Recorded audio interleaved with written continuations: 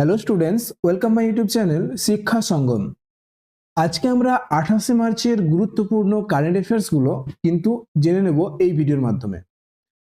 তো তোমরা ভিডিওটি শেষ পর্যন্ত দেখো। তো আজকে আমাদের প্রথম কোশ্চেন হলো, নেপালের নতুন প্রধানমন্ত্রী হিসেবে শপথ গ্রহণ করলেন কে? তো এর সঠিক উত্তর কি? বালিন্দ্র শাহ। ঠিক আছে, বালিন্দ্র শাহ। এবার আমরা নেপাল নিয়ে কিছু তথ্য জেনে নেব। দেখো, নেপালের রাজধানী হচ্ছে কাঠমান্ডু।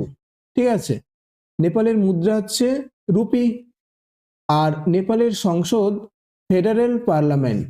ঠিক আছে, ফেডারেল পার্লামেন্ট, যার উচ্চকক্ষকে বলা হয় জাতীয় সভা। ঠিক আছে, তোমাদের পরীক্ষায় অনেক সময় পড়ে যে জাতীয় সভা কাদের সংসদ। ঠিক আছে, তো এটা নেপালের সংসদের উচ্চকক্ষ। ঠিক আছে, পরে কোশ্চেন দেখো, সম্প্রতি প্রকাশিত OECD এর রিপোর্ট অনুযায়ী বিশ্বের প্রথম অর্থনীতিগুলোর মধ্যে কোন দেশ দ্রুততম বৃদ্ধির হার বজায় রেখেছে?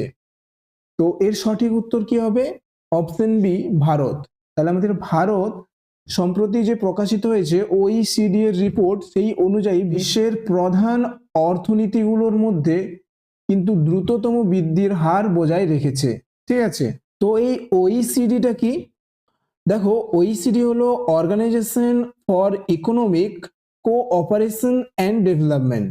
ঠিক আছে, তাহলে OECD-র ফুল ফর্ম হচ্ছে organisation for economic cooperation and development, মনে রাখবে।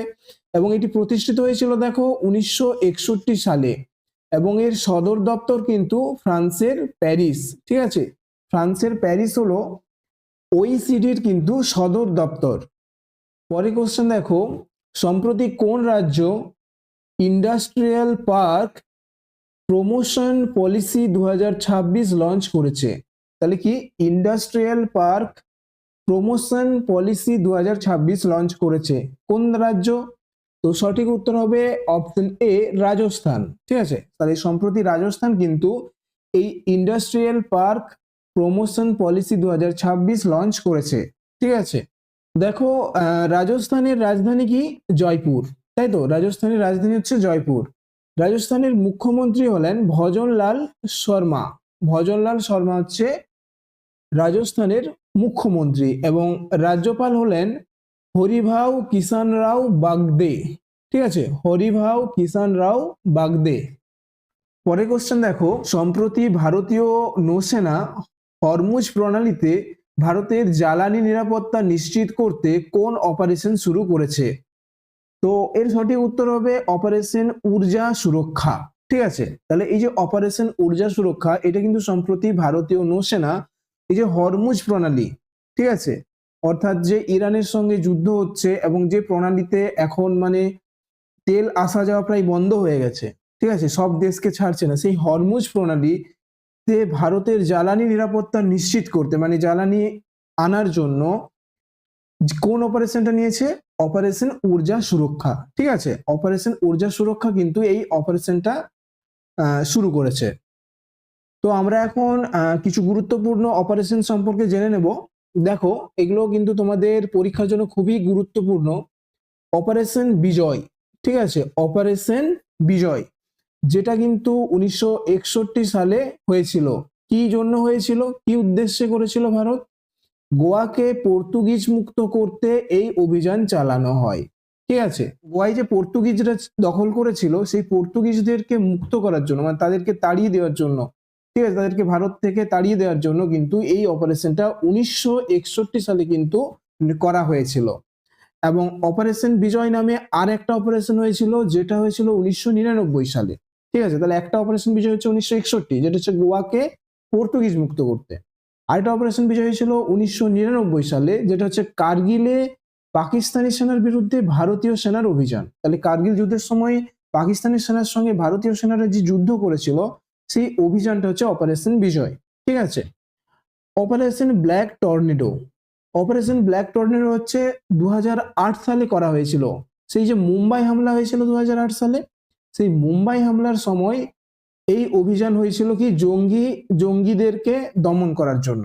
ঠিক আছে, জঙ্গিদেরকে দমন করার জন্য কিন্তু অপারেশন ব্ল্যাক টর্নেডো কিন্তু অভিযান করা হয়েছিল। এবার হচ্ছে অপারেশন দোস্ত, এটা সম্প্রতি হয়েছিল সিরিয়াকে সাহায্য করার জন্য, ঠিক আছে, সিরিয়াকে সাহায্য করার জন্য অপারেশন দোস্ত লঞ্চ করা হয়েছিল, ঠিক আছে। তো এই অপারেশনগুলো তোমরা মনে রাখবে, এবং অপারেশনের যদি ফুল পিডিএফ বা ফুল ক্লাস তোমরা পেতে চাও তাহলে তোমরা কমেন্টের মাধ্যমে জানাবে, আমি তাহলে পুরো অপারেশনের একটা ভালো ক্লাস তোমাদেরকে প্রোভাইড করব। তো পরে কোশ্চেন দেখো, সম্প্রতি IFFD 2026 অনুষ্ঠানে কোন অভিনেতাকে আজীবন সম্মাননা প্রদান করা হয়েছে? তো এর সঠিক উত্তর কি হবে? নন্দমুরি বালকৃষ্ণ, ঠিক আছে, এটা হবে সঠিক উত্তর। তাহলে IFFD কি? দেখো, IFFD এর ফুল ফর্ম হলো international film festival of Delhi, ঠিক আছে, international film festival of Delhi, সেটা হচ্ছে IFFD। পরে কোশ্চেন দেখো, ভারতের নিজস্ব প্রযুক্তিতে তৈরি আকাশা 300, ঠিক আছে, আকাশা 300 আসলে কি? তাহলে ভারতের নিজস্ব প্রযুক্তিতে কিন্তু তৈরি এই আকাশা 300, তো এটা আসলে কি? এটা হলো একটা উন্নত 3D প্রিন্টার, ঠিক আছে, উন্নত 3D প্রিন্টার। তাহলে আকাশা 300 যেটা ভারতের নিজস্ব প্রযুক্তিতে তৈরি, সেটা হলো একটি কি উন্নত 3D প্রিন্টার। তো পরে কোশ্চেন দেখো, 2026 সালের শুরুতে কোন দেশ পশ্চিম এশিয়ার উত্তেজনার কারণে, অর্থাৎ এই যে যুদ্ধ হচ্ছে, এই যুদ্ধের কারণে জাতীয় জ্বালানি জরুরি অবস্থা ঘোষণা করেছে? তো এর সঠিক উত্তর কি হবে? ফিলিপাইন, ঠিক আছে, ফিলিপাইন হবে এর সঠিক উত্তর। ফিলিপাইন সম্প্রতি কিন্তু জাতীয় জ্বালানি জরুরি অবস্থা ঘোষণা করেছে। তো দেখো, ফিলিপাইনের রাজধানী হচ্ছে মানিলা, মুদ্রা হচ্ছে ফিলিপাইন পেসো, ঠিক আছে, এবং ফিলিপাইনের রাষ্ট্রপতি হলেন বং বং মার্কোস, ঠিক আছে, বং বং মার্কোস, এটা মনে রাখবে। তো পরের কোশ্চেন দেখো, সম্প্রতি 21তম AFC ওমেন্স এশিয়া কাপের ফাইনালে অস্ট্রেলিয়াকে হারিয়ে কোন দেশ তাদের তৃতীয় শিরোপা জিতেছে? ঠিক আছে, তাই সম্প্রতি যে 21তম AFC women's Asia cup final হলো, ঠিক আছে, সেটাই অস্ট্রেলিয়াকে হারিয়ে কোন দেশ তৃতীয় শিরোপা জিতেছে? মানে আগেও দুবার জিতেছিল, এটা 3 নাম্বার। তো সঠিক উত্তর হবে জাপান, ঠিক আছে, জাপান কিন্তু তৃতীয় শিরোপা জিতলো অস্ট্রেলিয়াকে হারিয়ে। তো এই AFC ওমেন্স এশিয়া কাপ, ঠিক আছে, এর বিজয়ী হলেন জাপান, ঠিক আছে, জাপান হচ্ছে বিজয়ী, রানার আপ হচ্ছে অস্ট্রেলিয়া, আর হোস্ট করেছে দেখো অস্ট্রেলিয়া। তাহলে এবারের AFC women's FIFA Asia cup host করেছে কিন্তু অস্ট্রেলিয়া, এবং 2029 সালে হোস্ট করবে কিন্তু উজবেকিস্তান, ঠিক আছে।